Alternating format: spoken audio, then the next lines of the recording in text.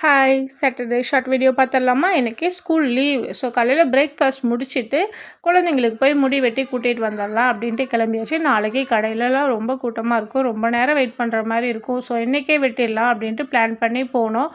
11 மணிக்கு போனோம். 2 மணி ஆயிடுச்சு வரதுக்கு. குழந்தைக்குலாம் தூங்கவே ஆரம்பிச்சுட்டா, தூக்கம் வர மாரி ஆயிடுச்சு. இன்றைக்கி கூட்டம் நெறைய. ஏன்னா பொங்கல் டைம் இல்லைங்களா? எல்லோரும் வந்து லீவ் இருக்கிறதுனால இன்றைக்கே வந்திருந்தாங்க போல்.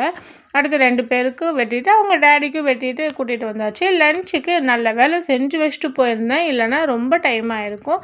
சாப்பாடு நேற்று வச்ச சாம்பார் இருந்துச்சு. பொரியல் மட்டும் வச்சுக்கிட்டேன். சிம்பிளாக முடிச்சாச்சு. எப்போவுமே சாட்டர்டே சிம்பிள் சமையலாக தான் இருக்கும். ஏன்னா அடுத்த நாள் நான்வெஜ் சமைப்போம் அப்படின்றதுனால இருக்கிறதெல்லாம் காலி பண்ணிடலாம். அந்த ஒரு இதில் தான் செய்வேன்.